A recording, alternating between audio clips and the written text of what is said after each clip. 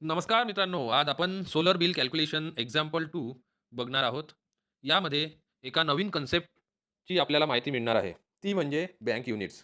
आता हे bank units कधी जनरेट होणार आणि त्याचा आपल्याला काय उपयोग, ते आपण जाणून घेऊया. आताच्या एक्झाम्पलमध्ये इम्पोर्ट कन्झम्पशन झालेला आहे 100 युनिट्सचा, एक्सपोर्ट कन्झम्पशन झालेला आहे 200 युनिट्सचा, जनरेशन कन्झम्पशन झालेला आहे 300 युनिट्सचा. आपल्याला बिलिंगकरिता इम्पोर्ट आणि एक्सपोर्ट कन्झम्पशन याचाच वापर करावा लागतो. जनरेशन युनिट्स हे फक्त माहितीकरिता असतात.